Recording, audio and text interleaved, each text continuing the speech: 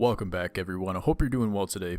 This is the first video series of 2019 where I'm going to recap everything released by the devs in the previous week and boil it down to what I think are the most important points for you. By the way, if you've subscribed recently to watch my streams, we've moved all the streams over to Twitch, for which the link is in the description, and if you're one of the original subscribers to this channel, who were originally here for gameplay tips videos, there will be many more coming in early 2019 when the game is released, along with some other video series that will be new to the channel to keep it a little bit more fresh throughout the year. And like I said, we're going to continue on with streaming over on Twitch. So first of all the links for what I'm about to discuss will be in the description, so if you want to watch the full versions of what the devs have talked about, they will be down below. And this will probably be a bit of a longer video just because of how detailed they went into gameplay.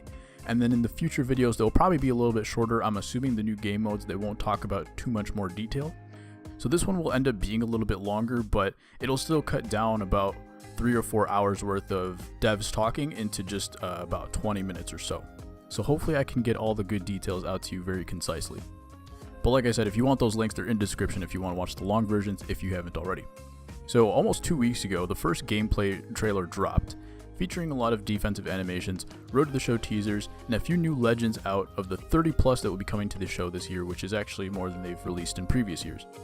Jason Kendall, Ty Cobb, Rob Dibble, Willie Mays were all featured in the first trailer, and Jimmy Fox and Yvonne Rodriguez were also announced later in developer streams. Personally, I'm most excited about the new Road to the Show features, including playable training and most importantly, in-game missions, because that was my favorite part of the mode back around the show 10. So I'm really glad to see that they're revamping that and putting it back in the game. The perk system has also been retooled because it was kind of useless in a lot of ways, because if you wanted to use the showtime meter or things like that, it was just hard to get anything useful out of that. So that's been retooled. We're going to see what they come up with in the next week. And we were also shown previews of 2 brand new game modes called Moments and March to October. My gut tells me that Moments will be a way to do missions for Diamond Dynasty, and March to October will connect franchise to Diamond Dynasty a little bit more through earning stubs or some way. That's just my gut telling me that. There's basically no evidence, but I'd like to see it. I think that would be really cool. Either way, I'm very excited to see what those bring, but we'll see more of that in the next couple weeks. So all that stuff that I just brought up were things that basically we weren't sure, or we would never have known if they didn't bring it up. But the next few things that are going to come up kind of discuss more of what we expected, what we've been saying all year, which comes from core gameplay, highlighted by the community, and I think that they really addressed everything that we wanted to hear. The execution of that will be the question, but everything that we wanted to get fixed has been addressed. So let me get into some of the details of that as we move through. So I was actually surprised to see those 2 new game modes with all the gameplay issues that we had, but it looks like they still managed to do the game modes and fix everything, or at least attempt to fix all the gameplay problems. Every single year, they fix all of the issues that we see in the previous year. This happens every year. And it's always just a question of, can they execute on what they tried to fix and also prevent anything else from falling apart. So hopefully this is the year that we approach a point of stability, but we'll see what happens. So what they've told us is that they've added 1,300 plus animations to the game, which helped fix base running exploits, and many focused on separating bad fielders from good fielders. And we're just talking about pure rating standpoint, also from the skill input, but from the rating standpoint, a common fielder versus a diamond fielder will now have a greater separation. It worries me a little bit that there will be a little bit more randomness added to the game, but I'm glad defensive ratings will actually become a big factor in gameplay. I'd like to see more high-tier play at the corner infield positions, and less of those bad fielders in the outfield running down balls and teleporting to them with a burst of speed at the end of the run. You're going to see a lot of bad jumps from bad outfielders. You're going to see that a lot. So hopefully, when you get to a good endgame lineup, it's going to include a lot of good fielders as well. So that was a good portion of what the animations were, but the other big portion was also fixing base running exploits, because a lot of people would try to round third off of a tag or something like that on a double play. Just weird things that don't happen in real life, but happen in the game because there was no fielder urgency. So those things have been addressed. Let me also just mention in general that outfielder urgency will be a lot better. There's actually a new indicator to play balls off of the wall, which will be really cool, and it's dependent on how good of a fielder they are. So that will also be nice. And the pitcher wall will also be eliminated. So if you saw a lot of pitchers getting hit with line drives up the middle, it probably still exists in some way, but the frequency of those balls hitting the pitcher will just be much, much less.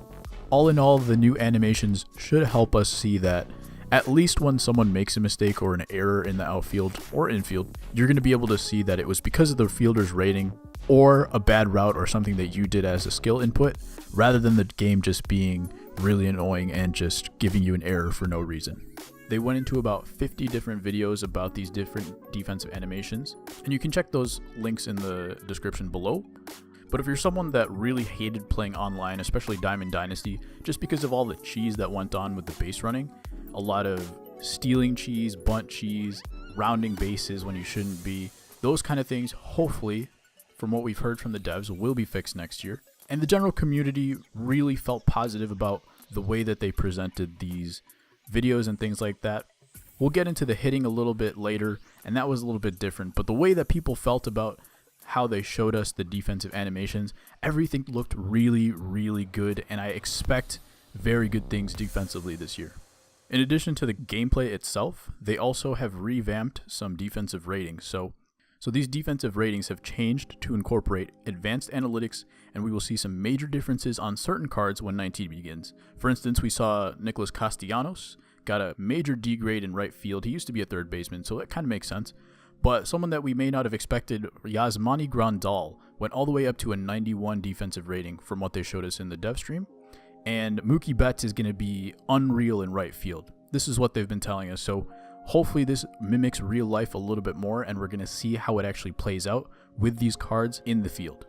So again, the video that they talked about all this stuff is in the description. I would highly recommend that you watch a good portion of it, because it's very satisfying to watch. Just the way that things that happened last year, you can see them combating it this year.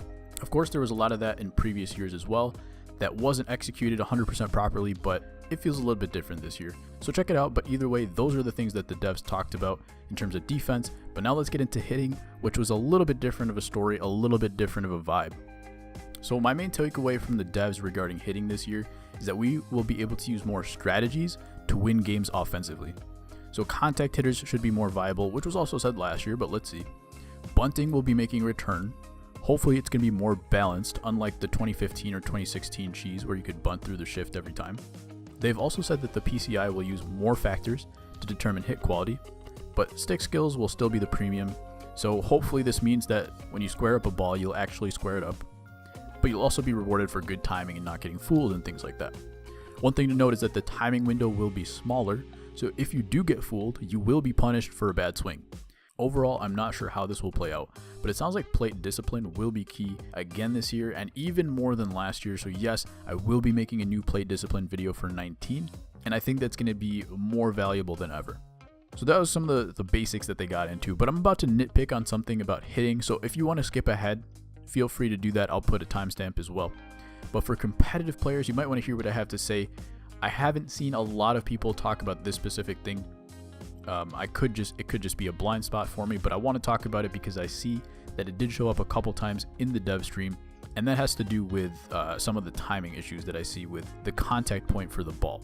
So my biggest concern for hitting is what we see right here. The bat is parallel to the front of the plate on contact, and even maybe a little bit late, and the ball gets pulled down the line for a home run. On top of that, it says that it's a just early feedback. I have no problem with this being a home run. I think the guy probably squared it up perfectly, and it probably could have been a home run to center, maybe even left center at the most. But the point is, it got pulled down the line. The green arrow I have here shows a more realistic return angle, to which the actual contact was nowhere close. The pitch does come from a left-handed pitcher, so it makes sense that it could be a little bit towards left field, but he's throwing over the top, so the pitch angle isn't drastic enough for him to get this kind of exit angle. I get that we're hitting a round ball with a round bat, and there needs to be some randomness within the game, I get it. But seeing a full 45-degree range of randomness in 18 was really gross, and I was hoping it would be different this year. I just remember so many times where a swing like this that you see on the screen could be a ball pulled foul into the seats, and then for another player, an exact same swing could be a line drive into right center field. Nick Livingston did talk about this, he's one of the devs, and he did say that sometimes you're seeing different frames of contact points and the PCI feedback and things like that, so that can cause some of the discrepancies. But from what we see here, I think there's just too big of a range. I don't want to see 45 degrees. I want to see it limited to about 10 degrees at the most. I can get behind that. There could be a little bit randomness behind these contact points, but this is just way too much in my opinion. Otherwise, any skill input or situational hitting becomes moot. You could try to pull the ball early with a left-handed hitter to try to get a runner over to third base, but instead you slice the ball the other way. So that's what you see here, where the red arrow shows this ball was shot through the middle to the left of second base, even though the swing was early. So this is kind of meant as a warning. Although exit velocities and quality of contact may be fixed and timing windows may be tighter, we will still see some wacky angles and strange swing timings. This means early good is still very much a possibility for 19, which actually puts me in a little bit of a tangent where you can see the first picture again that just early and a very good swing, right? Perfect contact, very good PCI placement, and somehow you get a just early feedback, which isn't really on the surface a big deal, but it does cause issues when the PCI jumps up due to early timing or down on late timings, right? So I guarantee you that if this swing was any later, if the swing was later and it shows on your screen that there's a good amount of green space behind the contact point, right? So it should seem like anything later would be a good swing, but I guarantee you, if it had been a later swing, it would have shown up in the red. I don't know why, but it would. That's what happens very often in this game. So you would have gotten a late contact, you would have been under the ball and popped it up, or just swung right through it. In my personal opinion, this was a much bigger problem in 19 than the general PCI issues that we saw. There were a lot of issues with contact and squaring up baseballs, and that's what was addressed by SDS this year. So I'm not sure if this was even on the radar or if they see it as a problem, but it was something that felt really bad to me, especially during the end of this year. So hopefully this doesn't carry over. I don't know if it's a big deal to a lot of people. It was to me, but maybe the fact that I haven't seen it talked about for a lot of people means it's actually not a big deal, and hopefully we just get a very good smooth gameplay with the changes that they did make. So that was my tangent. We're going to get back into pitching right here. This was the last thing that they talked about in the hitting stream. They added a few details about the pitching, and it gets overlooked sometimes because of how much importance is placed on hitting, but there was a good amount of things that they talked about. So first of all, offline, rookie pitch speeds will be slower and legend will be faster. So they're going to stretch it out. So they're going to make the harder game modes a little bit harder, and they're going to make the easier game modes a little bit easier. So they're going to stretch it out. But online, rookie will still be the same. Legend will be faster than it ever has been. Hall of Fame will also increase.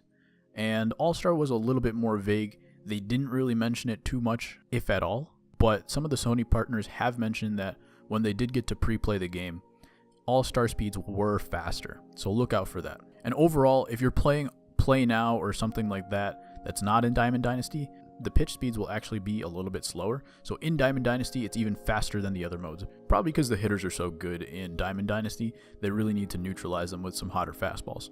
Additionally, a pitcher's secondary pitches will deteriorate the more you use them, so every off-speed except the slider will be less effective online than last year, especially the knuckleball, especially the splitter. This is what they said explicitly. This sounds good on the surface, but even with good feedback on the meter or analog, you'll still be able to hang pitches, which a lot of people were unhappy with last year, and it seems they're going to go to even more extremes with breaking balls this year. So like I said, it's going to add a little bit more randomness. So hopefully this doesn't feel too random, but it will definitely put a skill cap on the physical aspect of the game and reward more strategy and catching hitters off balance when it comes to pitching.